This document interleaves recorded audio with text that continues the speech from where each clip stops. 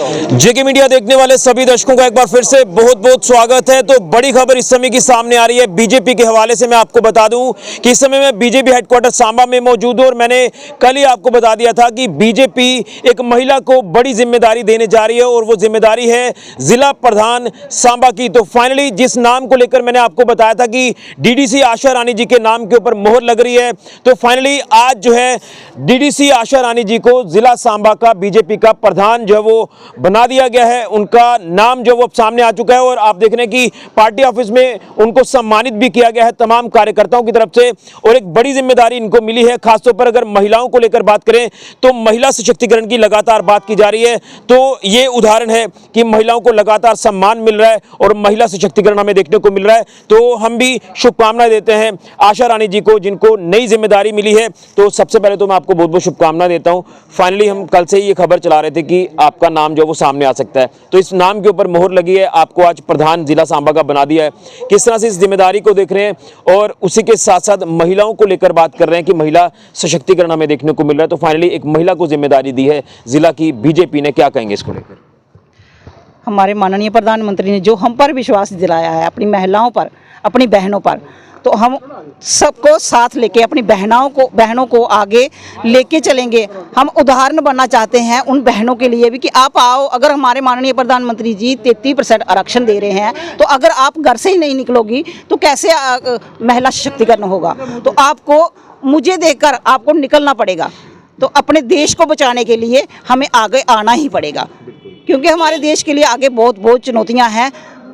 जो समाज बाहर की जो शक्तियां हैं, या हमारे बीच में बैठी हुई शक्तियां, ऐसी विरोधी शक्तियां हैं जो हमारे देश को बर्बाद करने की ओर चली जा रही हैं। हमारे माननीय प्रधानमंत्री जी जितना अपने देश को ऊंचा उठाने की कोशिश कर रहे हैं, वो लोग इसको ख़त्म करने की कोशिश करते हैं। तो उसके लिए हम अपनी बहनों से यही अनुरोध करेंगे कि मुझे देखते हुए, अगर मैं भी एक महिला हूँ, मेरा भी एक परिवार है, मेरा भी पूरा बस्ता बसाया सभी पूरा घर बार है, मैं उस टाइम से निकल के मैं बाहर आई हूँ। तो आप भी वो प्रेरणा लेके आप भी बाहर आइए और चलिए इस ओर कि हम भी, जो पुरुषों के बीच कभी ये प्रथा बनी हुई थी कि पुरुष ही एक एमएलए बन सकता है, एक एमपी बन सकता है, तो हम जो उदाहरण बने और आगे आए अपने देश की जिम्मेदारी को किस तरह से देख रहे हैं? क्योंकि जिला प्रधान की जिम्मेदारी है, एक बड़ी जिम्मेदारी है। किस तरह से पार्टी के कार्यकर्ताओं को, नेताओं को आप साथ लेकर चलेंगे ताकि एकजुटता जो बनी रहे?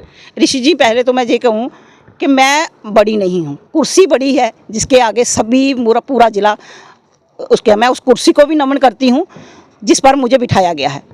तो जिन्होंने मेरे पर विश्वास जिताया है, मैं उनके विश्वास पर पूरा खरा उतरने की कोशिश करूंगी। सबको साथ, पूरे अपने ज़िला को साथ लेके चलूंगी।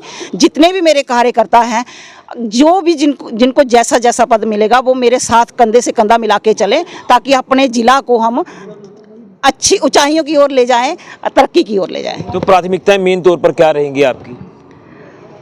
अपने ज़िले की तरक्की, खुशहाली, सभी महिलाओं को पूरा उनका हक मिलना, जब पूरे समाज को, कोई गरीब तबके के भी लोग हैं वो एक सामान्य लोग जिंदगी जिए, ऐसा हमारी प्राथमिकता है। एक बड़ा दिलचस्प आपका सफ़र रहा है। पहले सरपंच भी आप रही हैं, उसके बाद डीडीसी, अभी भी वर्तमान में आप डीडीसी हैं, और अब आपको जिला प्रधान सांबा की जिम्मेदारी। किस तरह से इस पूरे सफ़र को आप देख रही हैं इस समय?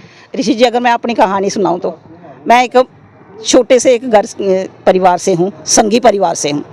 तो मैं एक सोशल वेलफेयर, एक आंगनबाड़ी वर्कर रही हूँ। तो 20 साल का सफ़र मेरा रहा है भारतीय मजदूर यूनियन संघ के साथ। मैं भारतीय मजदूर यूनियन संघ की एक सदस्यता थी। उसी से मुझे ये प्रेरणा, देश प्रेम की जो प्रेरणा मिली है, वो उन्हीं से मिली है। तो उसके बाद जैसे ही मुझे गांव वालों ने मेरे पर विश्वास जताया, तो ऋषि जी, एक बड़ी एक दिलचस्प बात है कि मैंने कभी सोचा भी नहीं कि मुझे सरपंच चुना जाए, क्योंकि मैं सर्विस कर रही थी। मैं सबको ऐसे सब लेडीज़ को बोलती कि आप आगे आओ, आप रिजर्व हो गई है, लेकिन मुझे नहीं पता था कि उस परमात्मा ने क्या सोच के रखा हुआ है और मैं ही उसके लिए चुनी गई।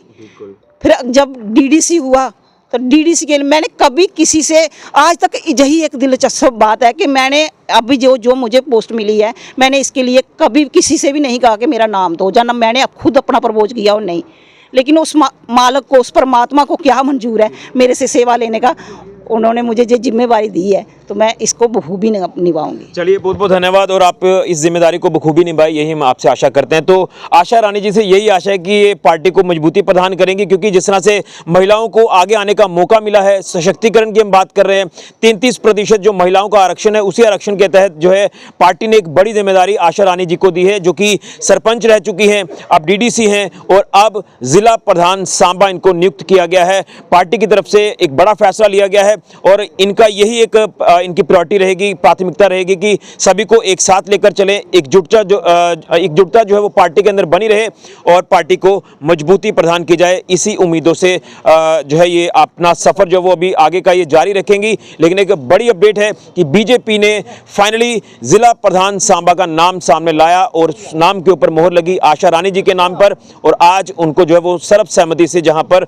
नियुक्त कर दिया गया है as a president BJP district Samba. तो एक बड़ी अपडेट है और कहीं ना कहीं मैं यही कहूंगा कि जो अटकलें लगातार लगाई जा रही थी, जो क्यास लगाए जा रहे थे, उसके ऊपर पूरी तरह से पूर्ण विराम लग चुका है और डीडीसी आशा रानी जी को जिला प्रधान सांबा बना दिया गया है। फिलहाल के लिए मैं राहुल के साथ ऋषि खजूरिया, जेके मीडिया के लिए।